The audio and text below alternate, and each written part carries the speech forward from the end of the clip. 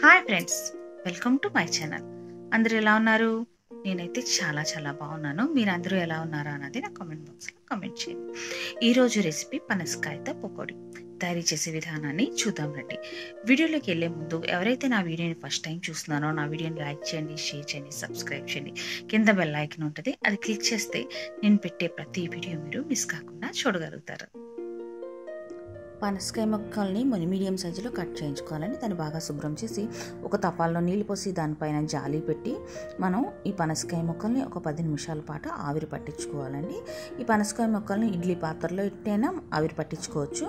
చూడండి, 10 నిమిషాల తర్వాత ఆవిరి పట్టించుకున్నాక పనసకాయ ముక్కలు మగ్గిపోతాయండి, చక్కగా మగ్గిపోతాయి. చూడండి, చాలా మగ్గిపోయింది కదండి. ఈ మగ్గిపోయిన పనసకాయ ముక్కల్ని ఒక పళ్ళెంలో వేసి మనం చల్లార్చుకుందామండి.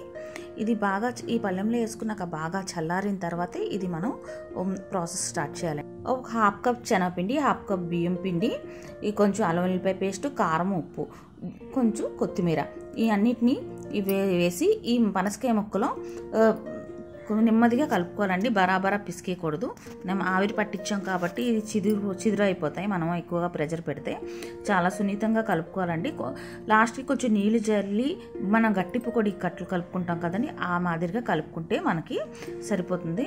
ఇది ఎక్కువ నీళ్లు పట్టదు, ఆల్రెడీ మనకు ఆవిరి పట్టి ఉంటుంది కాబట్టి దీంట్లో చెమ్మ ఉంటుంది.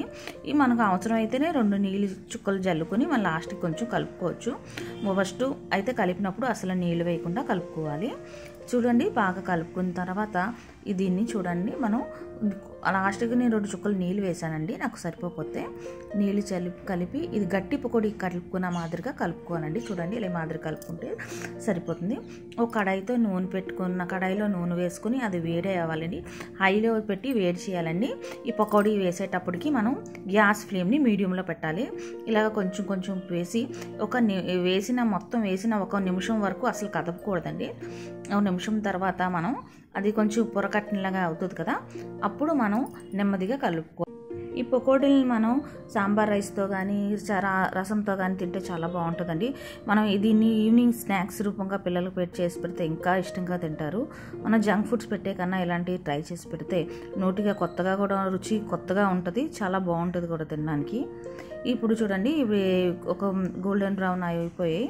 ఇందులో మనం దించే ముందు మనం కట్ చేసిన పచ్చిమిరపకాయలు వేసి బాగా కలుపుకోవాలండి. ఇది పిల్లలకి చేస్తున్నట్టయితే ఈ పచ్చిమిరపకాయలు అవాయిడ్ చేయొచ్చు. మన పెద్దలు తిన్నాకైతే కొంచెం కారం కారంగా చాలా బాగుంటుంది. ఈ పచ్చిమిరపకాయలు బాగా వేగిన తర్వాత మనం ఇది తీసేసి కరివేపాకు ఉంటే కరివేపాకు కూడా వేసుకోవచ్చండి. నా దగ్గర లేదు కాబట్టి వేసుకోలేదు. ఈ రెసిపీ చాలా చాలా బాగుంటుంది. మనం పిల్లలకి పెద్దలకి పెట్టడానికి కూడా, మన ఇంటికి ఎవరైనా వచ్చినప్పుడు చేసి పెడితే ఇంకా చాలా చాలా నచ్చుతుంది వాళ్ళకి. ఎలా చేశారో మీరు అడుగుతారు.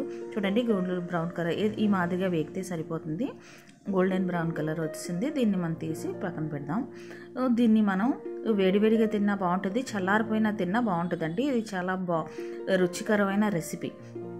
మనం చాలా ఈజీగా కూడా చేసుకోవచ్చు. ఇది మనం ఇలాంటి బయట జంక్ ఫుడ్స్ తినే బదులు ఇలాంటివి చేసుకొని మన ఇంట్లో పిల్లలకి పెద్దలకి పెడితే ఇది చాలా హ్యాపీగా తింటారు. ఇంకేమొచ్చి హెల్దీ ఫుడ్ కూడా.